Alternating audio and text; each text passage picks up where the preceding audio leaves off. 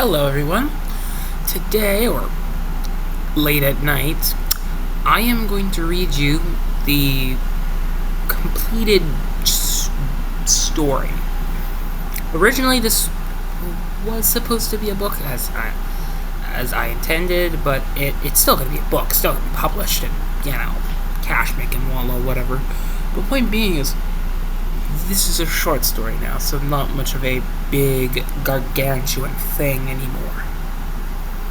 It's just 3 simple chapters. That's why you saw the finale earlier today. So, now I shall start to read the book.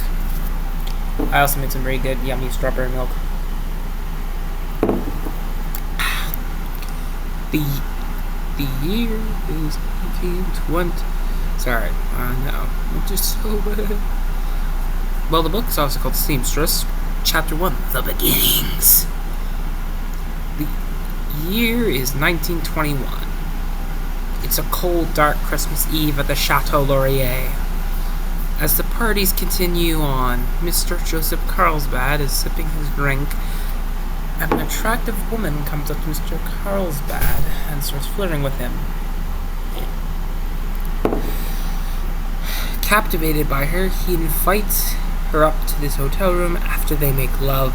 Later, as the woman and the man are sleeping, she wakes up and stabs the man to death. After she has finished the deed, she sneaks out of the hotel to get away with her first murder. The next morning, the bouncer comes to the room and finds the body of Mr. Carlsbad. He calls the police and they arrive at the hotel at about 9 a.m. Detective Lawrence Charles arrives at the scene of the crime.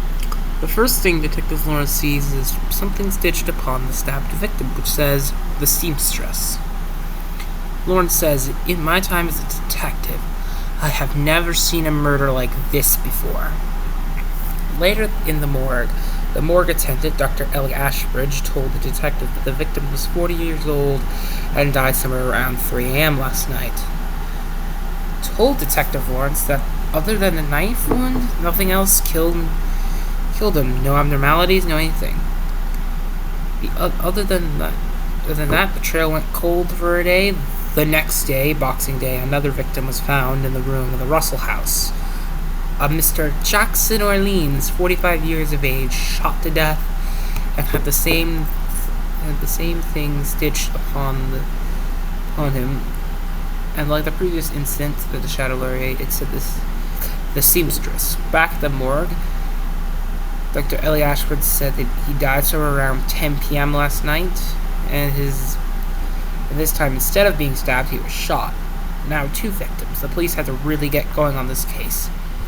They asked with an eyewitness in and around the rooms, and they mentioned that there was a lady that came out of the Mr. Carlsbad room and a very similar dressed woman coming out of Mr. Orleans' room at the Russell house.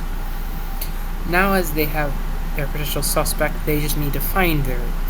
That's easier said than done. Chapter 2. The pile keeps growing. New Year's Eve at the Chateau Laurier, and it was a very late night. Then, boom! It hits 12, and the fireworks fly. Now it's January 1st, 1922, at around 2 o'clock. In the morning, there was a tussle. 2 o'clock in the morning, there was a tussle heard in the room 302, and as people called in and complained, staff were called up to the room, and they found the body of Mr. Ellie Cumberland and an open window. Later at the morgue, Dr. Ashbridge said that Mr. Cumberland was stabbed, disemboweled. Again, also had the seamstress symbol stitched on his body.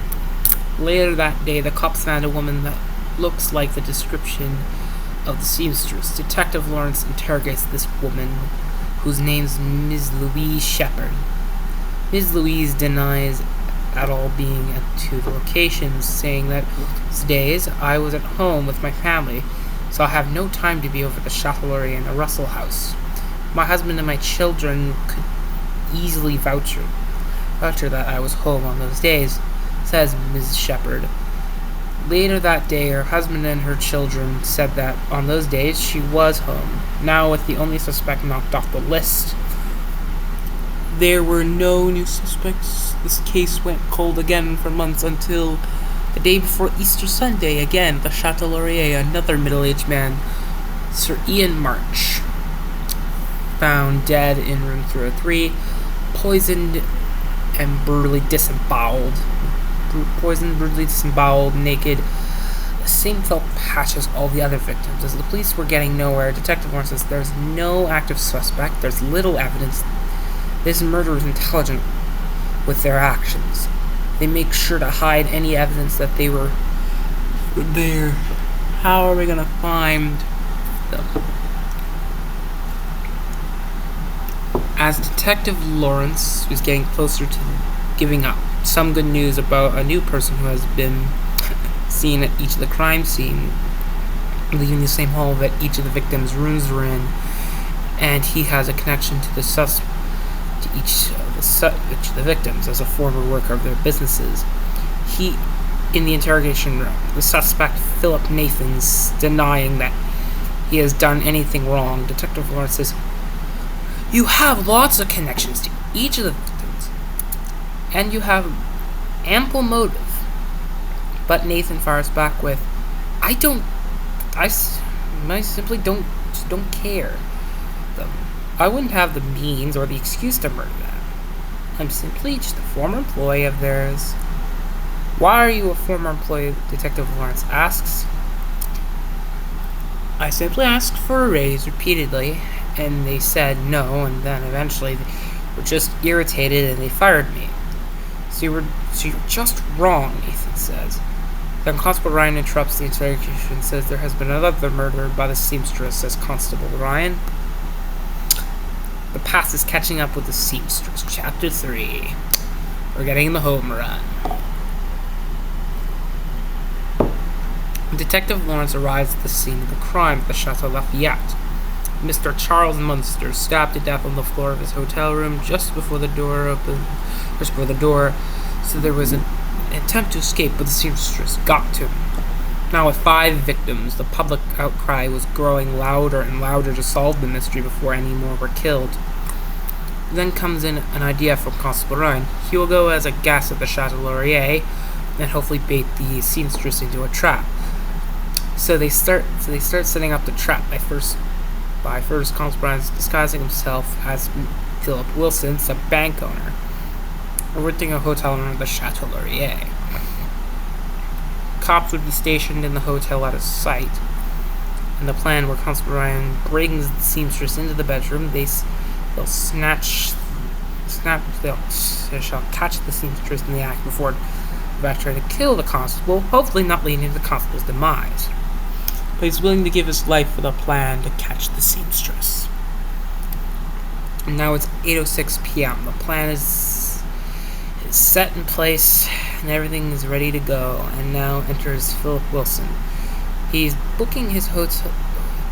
As he's booking his room, a woman shows up right beside him, trying to seduce him. Then Philip Wilson gets his key to room 508, and before he goes up to his room, then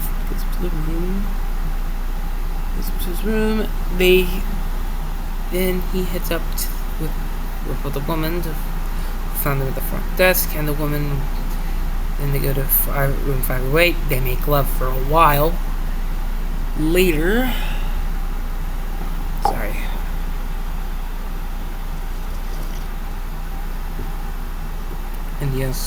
later that evening around 10:02, the woman wakes up.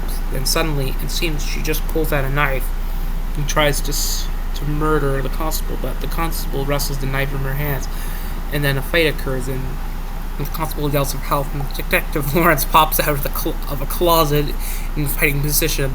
Then the woman, revealing herself as the seamstress, pulls out a gun and starts trying to shoot Philip Wilson, who has revealed himself as Constable Ryan.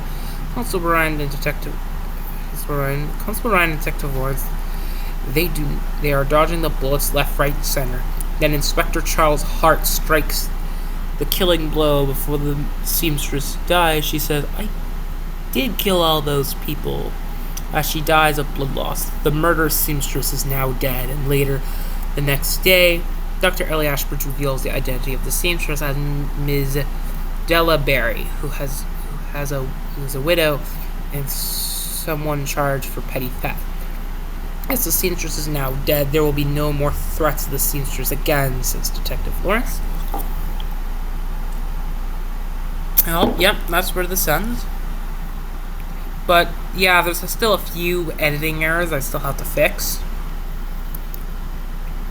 Please hope you like, subscribe, and click the bell notification down below, and bye!